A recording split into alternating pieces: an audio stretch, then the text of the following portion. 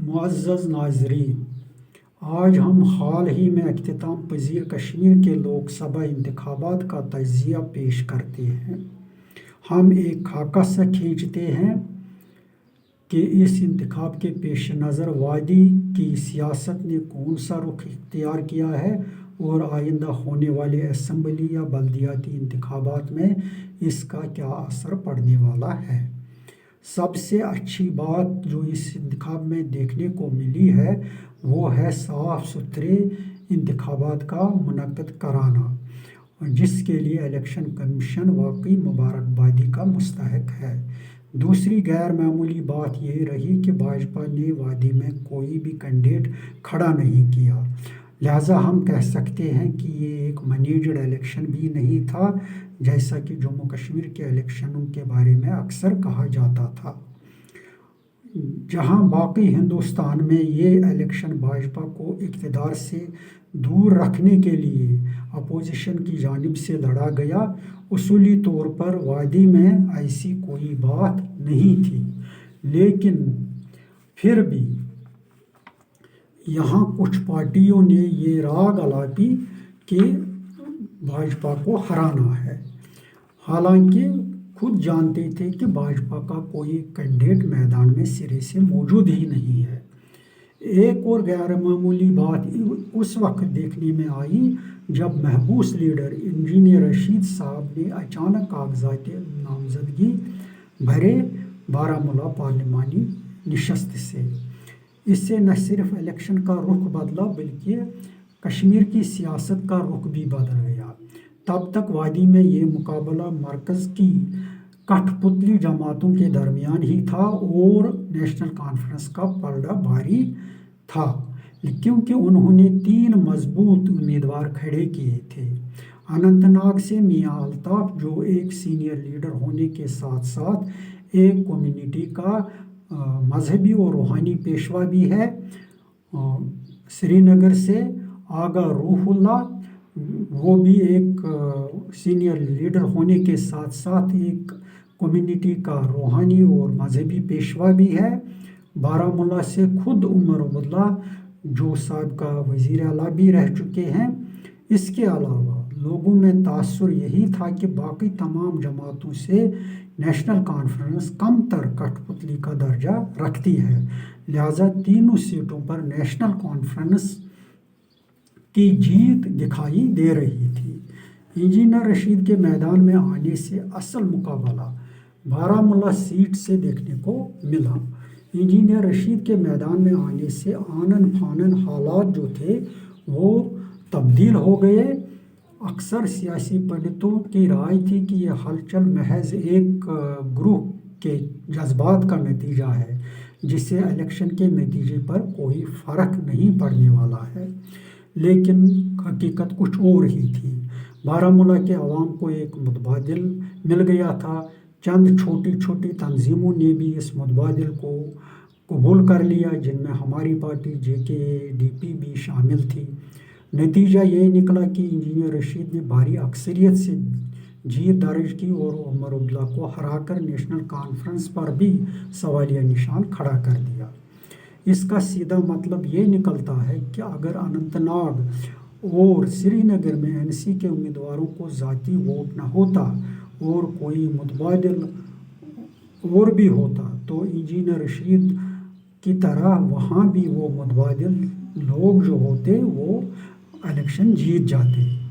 غور طلب بات یہ ہے کہ انجینئر رشید خود بھی میدان میں موجود نہیں تھا، نہ ان کی پارٹی مشینری اور نہ ہی سرمایہ ان کے پاس تھا جس سے وہ الیکشن کمپین کرتے۔ انجینئر رشید کے 2 کم سن بیٹے میدان میں نکلتے ہی لوگ خود بخود اپنے جیب خرچ پر الیکشن کمپین میں شرکت کرتے گئے، یہاں تک کہ اس انقلاب کو کامیاب بنایا۔ بارہمولہ نشست سے انجینئر رشید کی جیت اور عمر عبداللہ کی کراری ہار کئی حقیقتوں کی طرف اشارہ کرتی ہے، اور وہ حقائق یہ ہیں۔ نمبر 1، لوگ جانتے ہیں کہ نیشنل کانفرنس سے لے کر سجاد لون کی PC تک सभी जमातें जो मैदान में उतरी थी मरकज़ की कठपुतलियां हैं। इसकी ताज़ा दलील ये है कि दफ़ा 370 की मनसूखी पर किसी भी पार्टी ने कोई सियासी जद्दोजहद नहीं की, बल्कि उल्टा मरकज़ के इस कदम को नॉर्मलाइज किया। उन्होंने सुप्रीम कोर्ट जाकर एक बड़े सियासी मसले को एक छोटा सा कानूनी मसला पेश करके मरकज़ी हुकूमत की मदद की, क्योंकि ये तयशुदा बात थी कि सुप्रीम कोर्ट दफ़ा 370 की मनसूखी को जायज़ करार देगा। इंजीनियर रशीद कठपुतली नहीं बना, तभी वो दफ़ा 370 के वाक़े के बाद अभी तक जेल में बंद है। नंबर 2, ये बात बिल्कुल वाज़ेह हो गई है कि कश्मीरी अवाम कठपुतलियों को बाहर का दरवाज़ा दिखाना चाहते हैं, जिसके लिए वो एक मुतबादिल की तलाश में है। नंबर 3, उमर अब्दुल्ला को तशवीश पैदा हो गई है कि कहीं इंजीनियर रशीद वाली आवाज़ जो है वो उनकी पार्टी की 70 साल जारियत और उसकी इजारादारी को ख़त्म न करे। इसलिए वो इंजीनियर रशीद की जीत को अलहदगी पसंद से लिंक कर रहा है ताकि इसकी रिहाई मुमकिन न हो सके। नंबर 4, इस इलेक्शन में नेशनल कॉन्फ्रेंस को अनंतनाग और श्रीनगर के लिए पीर बाबा मैसर थे, लेकिन असेंबली इंतखाबात में ऐसा मुमकिन नहीं होगा। वो जानते हैं कि इनका वोट बैंक इरोड हो चुका है। नंबर 5, इस इलेक्शन ने यह भी साबित किया कि नेशनल कॉन्फ्रेंस के अलावा PDP हो, PC हो, AP हो, DPAP हो, बशमूल कांग्रेस, तमाम रिवायती पार्टियों को आवाम मुस्तरद कर चुकी है। इस तमाम तज्ज़िये का निचोड़ यही है कि कश्मीर की आवाम एक मुतबादिल की तलाश में है, क्योंकि 5 अगस्त 2019 को तमाम रिवायती जमातों की नाकामी साबित हो चुकी है।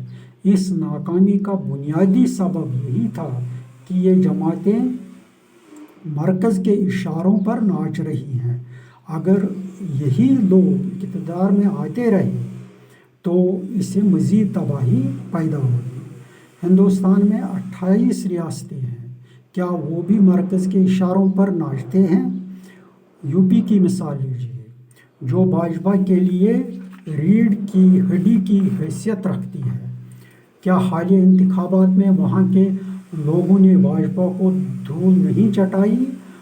पता नहीं हमारे सियासतदानों को कौन सी कमज़ोरी है कि वो मरकज़ के आशीर्वाद के बगैर रह नहीं सकते हैं। मिलिटेंसी की असल वजह भी यही रही, जिसके रद्द-ए-अमल में हमें दफ़ा 370 से भी हाथ धोना पड़ा और तरक्की के बजाय पस्ती में चले गए। यहाँ तमीर व तरक्की का फुकदान रहा है, बेरोज़गारी के मसले की तरफ कोई ध्यान नहीं दिया गया, गुर्बत के खात्मे के लिए कोई कोशिश नहीं की गई। हर हुकूमत पर फ़र्ज़ है कि वो इन चीज़ों को प्रायोरिटी दे ताकि एक वेलफेयर स्टेट का ख्वाब शर्मंदे ताबीर हो सके।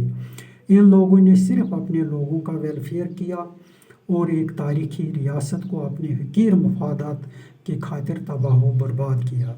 जमहूरियत और आइन को पस पुश डाल दिया गया। जमहूरियत और आइन ही सबसे बड़े दोस्त हैं। अगर इनको सच्चाई के साथ अपनाया जाए तो हम तमाम नुकसानात की भरपाई अभी भी कर सकते हैं और एक वेलफेयर स्टेट कायम कर सकते हैं, मगर इसके लिए एक नए इनकलाब की ज़रूरत है। वस्सलाम।